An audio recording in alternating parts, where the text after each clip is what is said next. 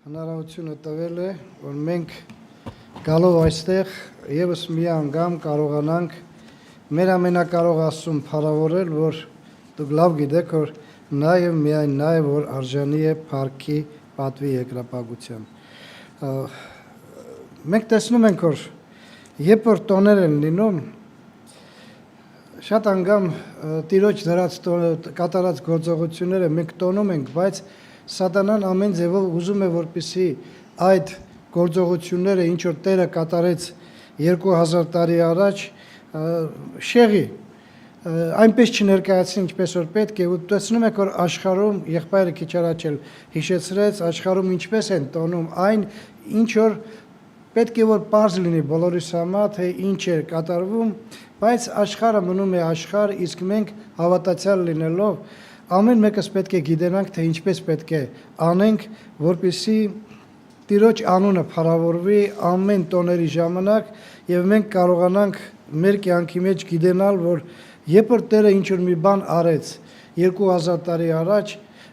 ու երբ որ ինքը ֆիզիկական այս աշխարհի մեջ էր գտնվում, ամեն ինչը արեց, որպեսզի մենք կարողանանք մեր փրկությունը իրականացնել Տիրոջ միջոցով։ Սա շատ կարևոր է ու դրա համար 2000 տարի առաջ հետաքրքիր բան կատարվեց, երբ որ մի անսովոր բան կատարվեց, երբ որ հրեաների մոտ դուրս եկավ մի մարգարե, Հովհաննես անունով մի մարգարե, ու սկսեց քարոզել ապաշխարության քարոզ։ Ու այդ քարոզի ժամանակ մարդիկ գալիս էին եւ ընկղվում էին ջրի մեջը, մկրտվելով ապաշխարության մկրտությունով։ Հետաքրքիր է, գիտեք, ինչն է անսովոր այստեղ, որովհետև այն ժամանակ, երբ որ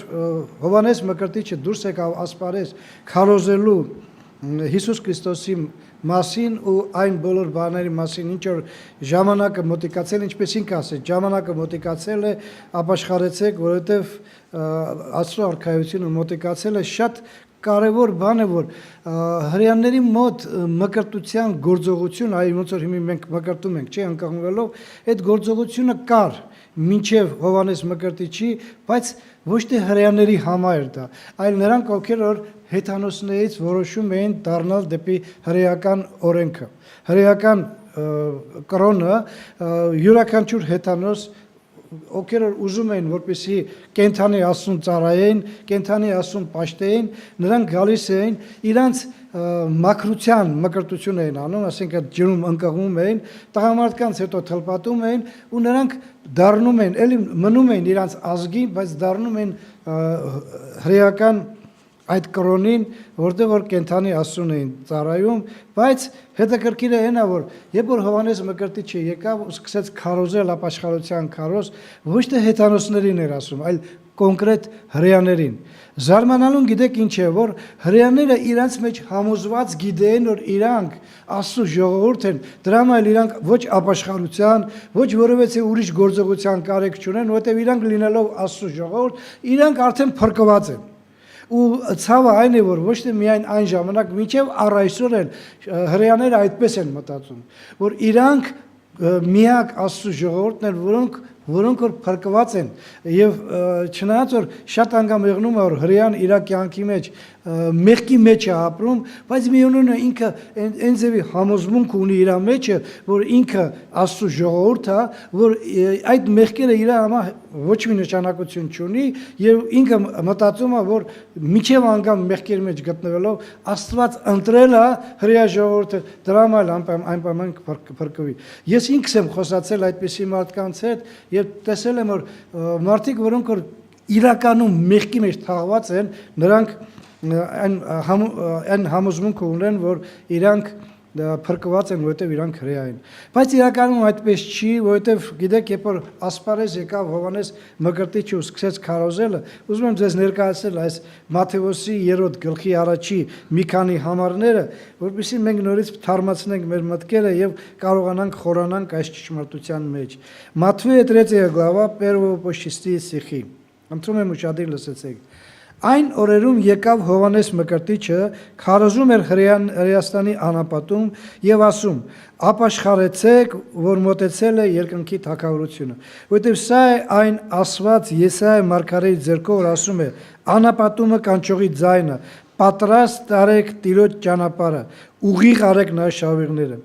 Եվ ինքը Հովանեսը ուներ իր հագուստը ուխտի բրդից եւ կաշվի գոտի իր մեջքին եւ նրա կիրակուրն էր մարախ եւ վայրի մեղրը։ Այն ժամանակ դուրս էին գնում նրա մոտ Երուսաղեմի եւ բոլոր Հրեաստանը եւ Հորդանանի բոլոր կողմերը եւ մկրտվում էին Հորդանայի մեջ նրանց իրենց մեղքերը խոստովանելով։ Հետաքրքիր է, գիտեք, հրեաները, որոնք որ գիտեն, որ իրանք փրկված են, որովհետեւ Աստծո ժողովուրդ են, Հովանեսի մկրտությունը այնքան ուժեղ ազդեցություն էր տալիս, որ իրանք գալիս էին Հովանեսի մոտ մկրտվելու, որպեսզի մեղքերի թողություն ստանային։ Ու երբ որ օրերից մի օր այդ գործողության մեջ գտնվելով եկավ մի անձնավորություն, որն եկավ, որպեսզի ինքն էլ Հովանեսի կողմից մկրտվի, նայեք ինչ է ասում Մատթեոսի այդ նույն 3 գլխի 13 համարը։ Մատվե 3 глава 13 стих. Այն ժամանակ Հիսուսը Գալիլեա եկավ Հորդանա Հովանեսի մոտ նրանից մկրտվելու։ Հիսուս, որնոր մենք բոլորս գիտենք, որնոր եկել էր, ծնվել էր այս աշխարհում ու ինքը առանձնահատուկ ծնունդ էր ունեցել, որովհետև մենք բոլորս լավ գիտենք, որ Հիսուսի ծնունդը առանձնահատուկ է, նա տղամարդու ու կնոջ հարաբերության արդյունքը չի նրա ծնունդը, միայն կինը առանց տղամարդու մեջբերումին ինքը հղիացավ եւ ծնեց Հիսուսին, այդ անձնավորությունը, որն ընդհանրապես մեղք չուներ, ինքը 100%-անոց արդար կատարյալ անձնավորություն էր, եկավ Հովանեսի մոտ նրանից մկրտվելու։ Գիտեք, պարզ է, որ երբ որ նա եկավ Հովանեսի մոտ մկրտվելու, Հովանեսը գիտեր ով էր ինքը։ Չնայած որ ժամանակ անցավ ու երբ որ Հիսուս Քրիստոսի գործողությունները մի քիչ տարօրինակ էր հրեաների համար, ինքը Հովանեսն էլ հրեա լինելով զարմացավ, որ հրեաների կյանքի մեջ ֆիզիկապես ոչ մի փոփոխություն չկար։ Հիշում եք, չէ, երբ որ ինքը բանտում էր գտնվում, իր աշակերտներին ուղարկեց ու ասեց. «Գնացեք իմացեք, ինքն է թե ուրիշին սպասենք»։ Ինքը իր բերանով վկայեց, որ սա է Աստծո գառը, որն եկել է աշխարհի մեղքը վերառնելու, մի քիչ ժամանակ հետո կասկածի մեջ ընկավ։ Ցավ է, բայց մարդկային բնությունը դա է, եւ երբ որ Հովանես Մկրտիչը տեսավ Քրիստոսին գալու, ինքը հակառակվեց։ Նայեք ինչ է ասում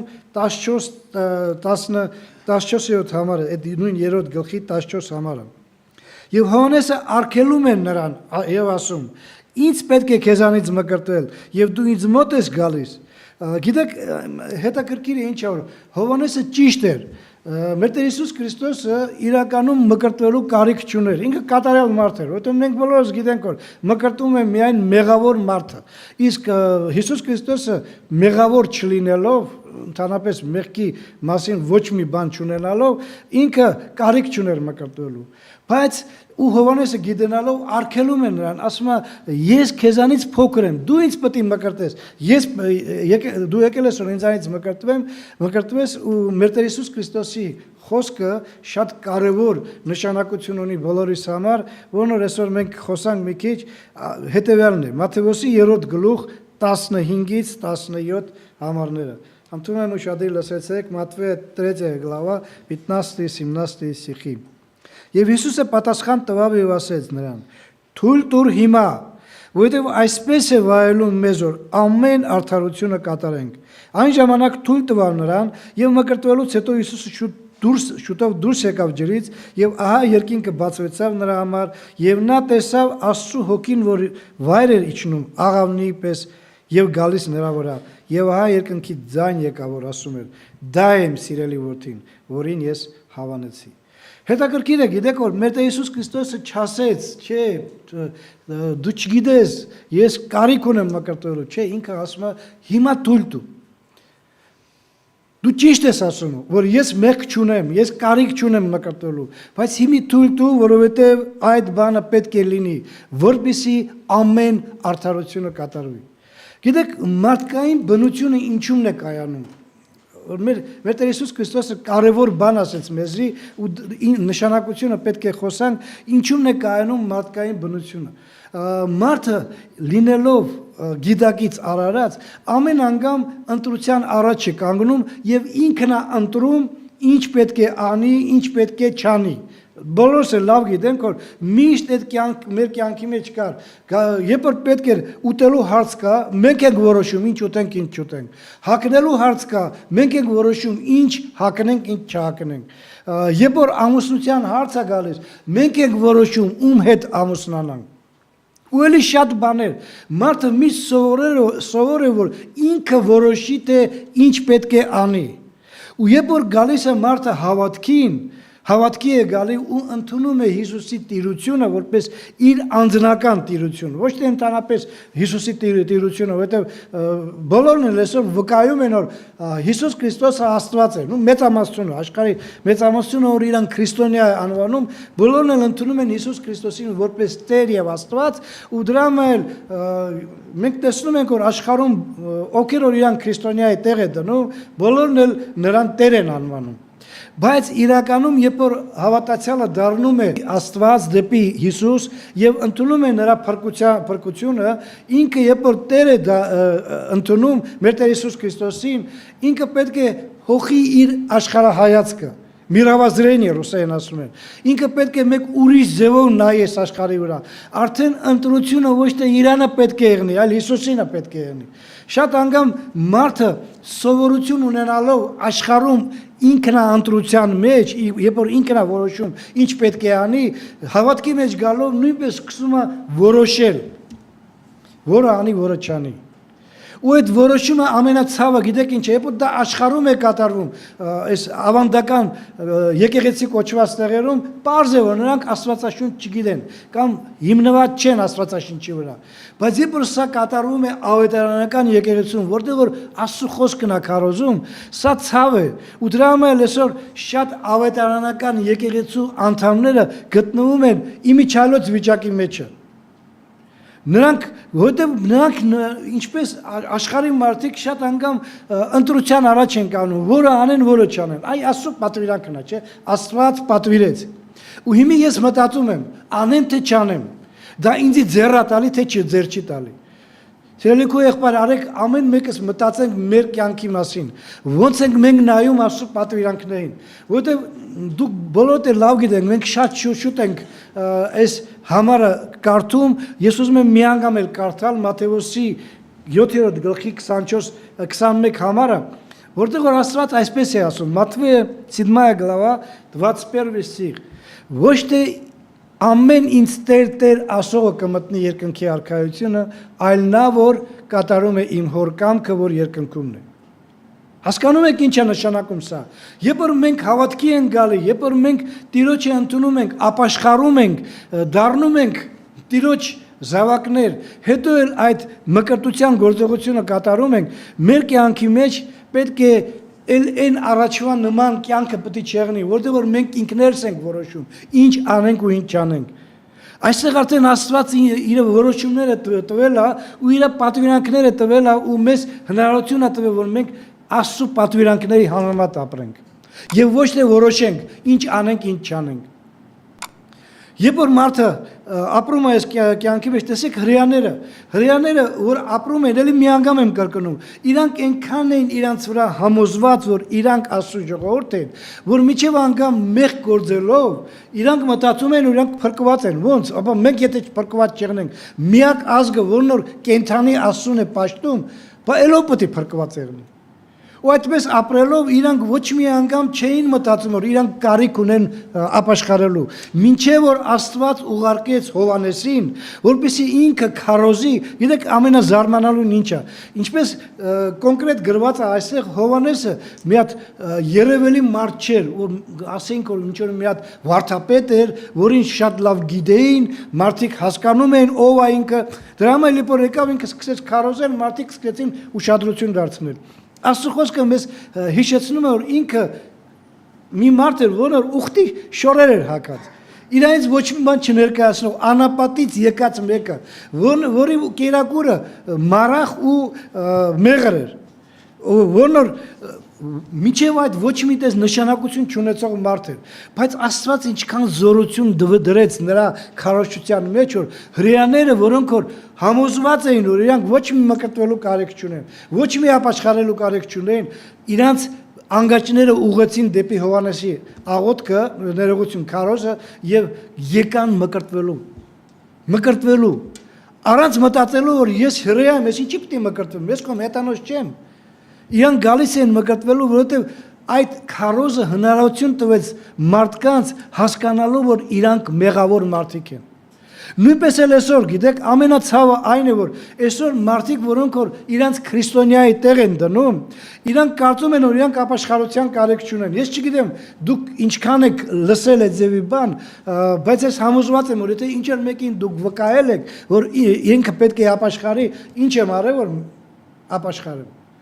Կարծեմ, որ շատ անգամ եք լսել այդ բանը, երբ որ մարդիկ առարկում են իրենց մեղավոր վիճակը ու ասում են ինչ եմ, ես ոչ մարդ եմ սպանում, ոչ գողություն եմ անում, ոչ պոռնոգություն եմ անում, ոչ մի բան չեմ անում, ինչի պետք է ապաշխարեմ։ Այ նայեք հրեաները նույն վիճակի մեջ էին գտնում, բայց այս զորավոր քարոզը, որ Հովհաննես Մկրտիչի միջոցով եղավ, հնարավորություն տվեց, որպեսզի մարդիկ արթնանային։ Առանձնապես Հիսուս Քրիստոսի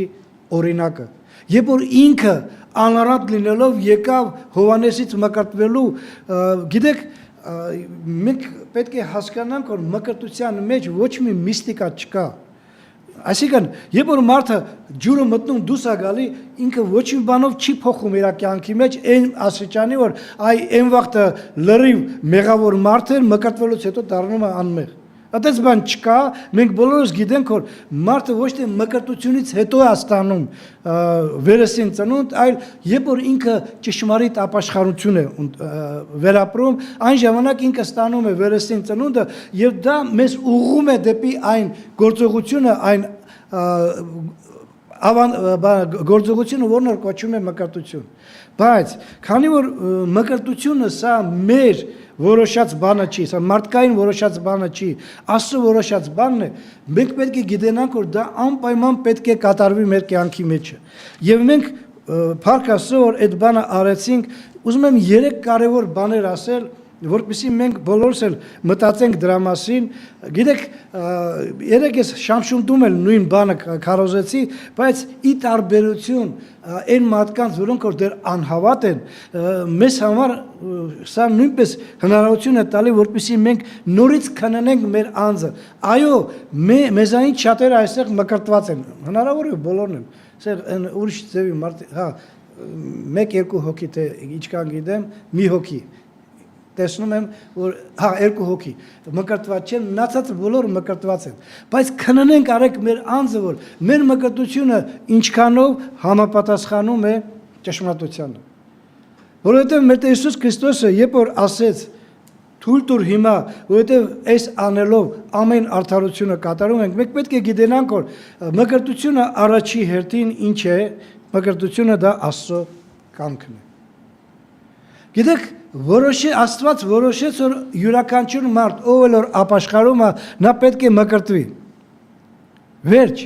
ոչ մի բան չկա այստեղ, որպեսզի մարդը կարողանա ասի, որ ես Քրիստոսին ընդունում եմ որպես Տեր, բայց այս բանի մեջը ես նրա հետ համաձայն չեմ։ Որ չմկրտվեմ, ինչ կեղնի։ Ինձ շատ անգամ էլ ասել, գիտեք, ամենացավը այն է, որ մարդիկ առանց մտածելու են, որովհետեւ մի բան ասում, առանց նայելու հեռու, առանց նայելու այդ սիտուացիային, նրանք ասում են, ավազակախում չմկրտվեց, բայց ինչա, մեր Տեր Հիսուս Քրիստոսը խոմ ասեց, որ այսօրև էլ ինձ հետ դրախտում կլինես։ Սիրելիներ, ավազակը մկրտվելու հնարավորություն չուներ։ Ինքը չէր կարող ասել հռոմեական զինվորներին, ախպերան մի հատ այս մեխերը հանի էլի, մի հատ ջուրը մտնեմ դուրս գամ, նորից էլի կմկրտվեմ,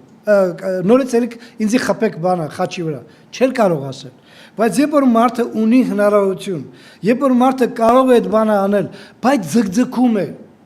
ամենացավը գիտեք ինչ է, որ մարդկային գաղափարը նորից եմ ասում, աշխատում է Աստծո խոսքին հակառակը, շատ անգամ Աստծո խոսքին հակառակը։ Մարդը չի ուզում իր վրա վերցնել պատասխանատվություն։ Ես որ մկրտվեմ, ես սենց պետք է եղնեմ, ես սենց պետք է եղնեմ, ավելի լավ է ինձ համար հանգիստ ապրեմ, ես խոմ հավատում եմ Հիսուս Քրիստոսին, ես խոմ ընդունում եմ նրա տիրությունը։ Իմ սիրելիներ, նրանք ովքեր որ այդպես են մտածում, նորից մի անգամ եմ ուզում հիշեցնել այդ բանը։ Մեր Տեր Հիսուս Քրիստոսը օրերից մի օր երկու տեղ Աստծո խոսքի մեջ ներկայացված է այս գաղափարը, երկու տեղն եմ ուզում ասել այդ բանը, որպեսզի մենք կարողանանք համոզված գիտենալ, որ դա ոչ թե ուղղակի մարդկային ավանդույթի հետևանք է մկրտությունը, այ ինչ որ մեկը որոշեց, որ պետք է մարդիկ ջրի մեջ մտնեն դուրս գան, ու այդ դա անում ենք մենք մարդկային որոշումով։ Մարդկային որոշումներ շատ կա հոգևոր կյանքի մեջը, որ մենք տեսնում ենք ավանդական եկեղեցի կոչված տեղերում, որտեղ որ մարդիկ իրանց որոշած բաներն են անում, բայց մենք պետք է գիտենանք, որ սա Աստծո կամքն է։ Մարկոսի ավետարանում 16-րդ գլուխ 15-16 համարը։ Ես իմի սա կարկանում եմ, որովհետև մենք բոլորս համոզված եմ, որ լավ գիտենք այս համարները, բայց ուզում եմ մի անգամ ձեզ հետ միասին կարդալ ու խորանալ այս ճշմարտության մեջ։ Մարկոս 16 глава 15-16 стихи։ Եվ նրանց ասեց. գնացեք բոլոր աշխարհը ավետարան քարոզեցեք, ամեն արարածի, ով որ հավատաց եւ մկրտվեցավ կփրկվի, եւ ով որ չհավատաց կդատապարտվի։ Ես չգիտեմ այս համարների մեջ դուք այստեղ խորհուրդ կամ խնդրանք տեսնում եք թե չէ։ Ես տեսնում եմ սա պատվիրանք։ Ես տեսնում եմ սա հրաման։ Աստված հրամայեց։ Եթե ես նրա տիրությունը ընդունում եմ, ուրեմն նրա հրամանին չենթարկվելով ես չեմ կարող ասել որ ինքը իմ Տերն է, որովհետև եթե Տերն է, ուրեմն մենք պետք է նրա պատվիրանքը կատարենք։ Հետաքրքիր է այս համարի մեջ շատ կարևոր նշանակություն ունի հերթականությունը։ Որոնք կարող է պատահի շատ մարդկանց մեջ կա, այ մեզ լսում են, չէ՞, համակարգիչի միջոցով եւ մարդիկ մտածում են իրանց կյանքի մեջ, ոմանք կան որ կարող են ընդհանրապես մկրտված չեն, բայց փոքր ժամանակ մկրտվել են, կնքվել են ու իրանք ասում են, ինչա բավական չի այդ բանը։ Նայեք ինչպես է ասում մեր Տեր Հիսուս Քրիստոսը։ Գնացեք եւ ամբողջ աշխարհը ավետարան քարոզեցեք ամեն արարածին, ով որ հերթականությունը, գիտեք, կարևոր է, ով որ հավատաց ու մկրտվեց կփրկվի։ Ոչ թե ով որ մկրտվեց հետո կհավատա, չէ, ով որ հավատաց։ Այսինքն այստեղ մեր Տեր Հիսուս Քրիստոսը պարզ բացատրում է, որ մարդը պետք է գիտակից հասակում, որտեղ փոքր երեխան ոնց կարող է հավատալ, ժողովուրդ։ Ոնց կարող է փոքր երեխան հավատա Հիսուս Քրիստոսի փրկությանը, առանձնապես այսօր, երբ որ ուղղափառ եկեղեցի կոչվածը քարոզում է իր հետևորդներին ու ասում է, ինչքան երեխան փոքր է, այնքան ավելի շուտ մկրտեցեք նրան, որ երեխան կարողանա Աստծո օրհնությունը ունենա։ Միթե մկրտությունով է մարդը օրհնություն ստանում։ Միթե երեխան, ես խոսացել եմ այդպիսի մարդկանց հետ, ովքերով այդպիսի քարոզություն են անում, ու ես հարց տվեցի նրանց, եթե երեխան չմկրտվի ու փոքր հասակում այս կյանքից հեռանա, ո՞նց ես կարծում, ուր պետք է գնա ինքը։ Առանց մտածելու, գիտեք, բա ո՞նց պետք է, երեխան բա ուր պետք է գնա, դրախտ պետք է գնա։ Բա ինչի եք մկրտում երեխուն, որ քրիստոնյա դարձնենք։ Բա միջև այդ ով էր։ Միջև այդ ինչ էր իրաց ներկայացնում։ Դու պետք է նրան քրիստոնյա դարձնես, թե ինքը պետք է ընդունի քրիստոնեությունը որպես անձնական փրկության միջոց։ Այսա ցավ է, որ նոր կա այս աշխարհի երեսին ու մարդիկ իրանց հանգիստ են զգում, երբ որ իրանք փոքր ժամանակ մկրտված են ու մտածում են, որ ես մկրտված եմ արդեն, այդ չէ, երկրորդ անգամ պետք է մկրտվեմ։ Այո, երբ որ դու հասկացար, երբ որ դու հավատացիր, երբ որ ապաշխարեցիր, դու անպայման պետք է մկրտվես, որովհետև Տիրոջ կամքը այդպես է։ Երկրորդ տեղը, որն որ մեր Տեր Հիսուս Քրիստոսը ներկայացնում է այդ նույն գաղափարը, բայց ավելի խորացած, Մատթեոսի 28-րդ գլխի 19-20 համարներն է։ Նորից մի անգամ խնդրում եմ ուշադիր լսեցեք։ Матфея 28 глава 19-20 стихи. Ուրեմն գնացեք բոլոր ազգերը աշակերտեցեք նրանց մկրտելով հոր եւ որդու եւ Սուրբ Հոգու անունով նրանց սովորեցնելով որ ամեն ինչ որ ձեզ պատվիրեցի պահեն եւ ահա ձեզ հետ եմ ամեն օր մինչեւ աշխարհի վերջը ամեն Նայեք սա ինչ կարևոր բան է Մատթեոսը ասում որ Մարկոսի մեջ չկա այդ բանը ասում է գնացեք ամբողջ աշխարհը ավետարան քարոզեցեք որպեսզի այն մարդիկ երբ ովքեր որ հավատան նրանց աշակերտեցեք սովորեցրեցեք բնագրում գրած է աշակերտ դարձրեցեք Այսինքն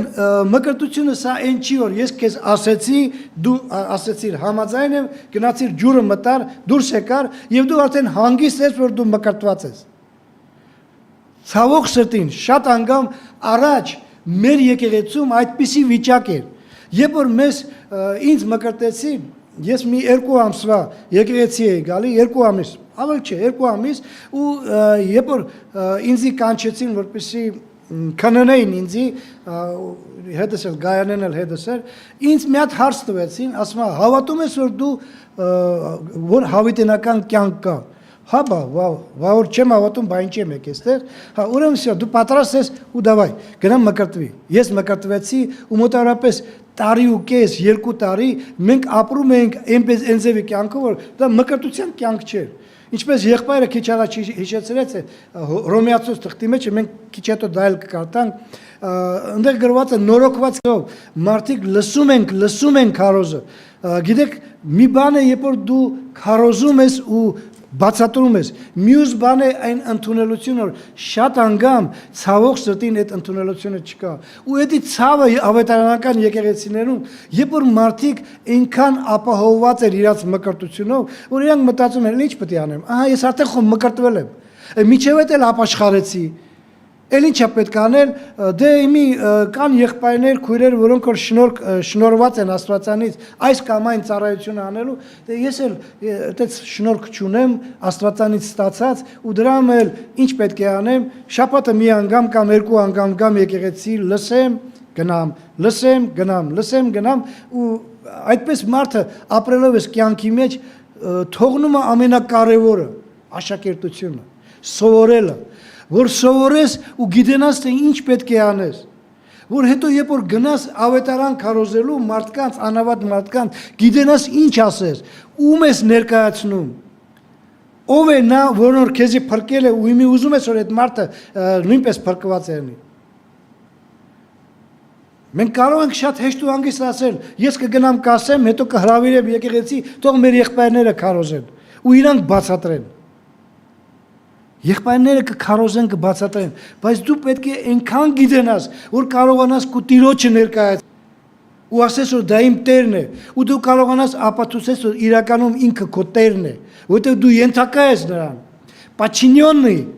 ու դու ձգտում ես նրա պատվիրանքները կատարես։ Մարդը պետք է տենա քո կյանքի մեջ փոփոխված կյանք։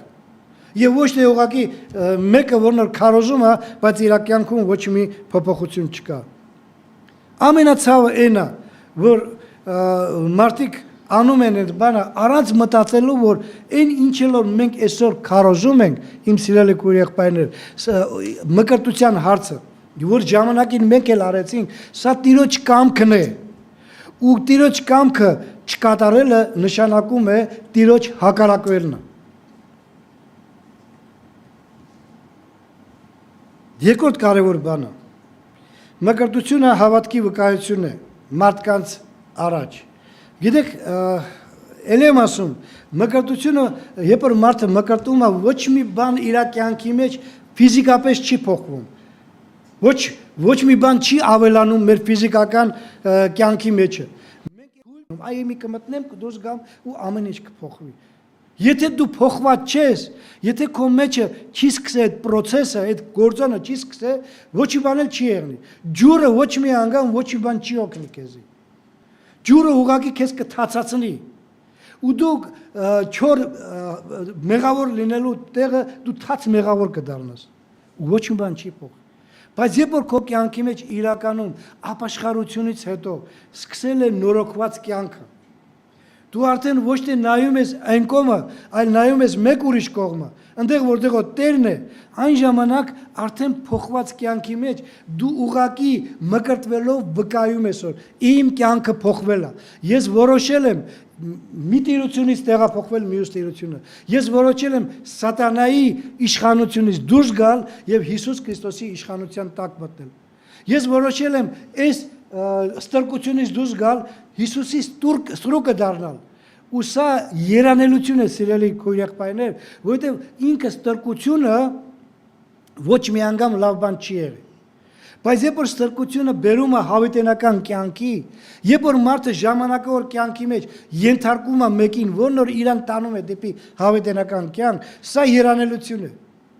Ու նայեք աշխարհում ինչքան մարդիկ կան, ապրող ես 8 միլիարդ մարդիկ, որոնցից շատերը մեզանից ֆիզիկապես ավելի խելացի են։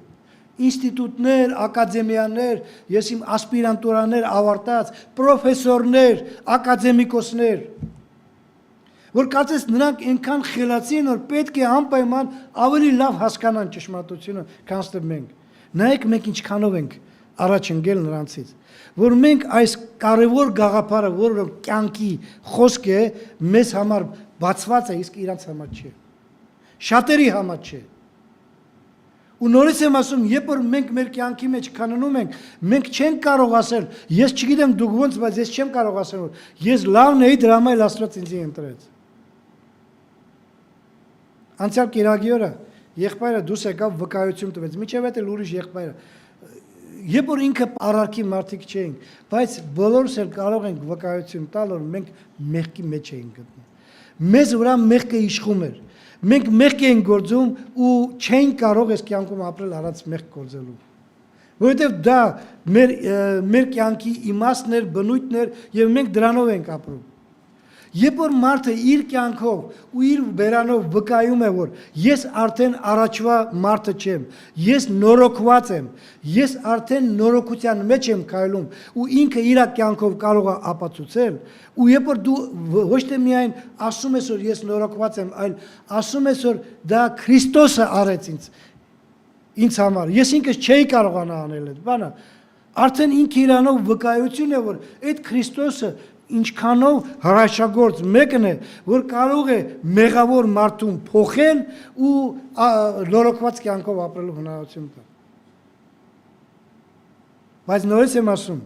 երբ որ մարդու կյանքի մեջ չկա նորոգություն, երբ որ մարդը կարող է իրան թույլ տալ այնպիսի բաներ, ինչ որ առաջ էր անում, միևնույն ժամանակ ինչ որ չափով բարոյականությունը պահպանելով, սիրելի քույր եղբայր, այդ ձևով մեր մկրտությունը ոչ կհաստատված կեղնի, ոչ էլ մեր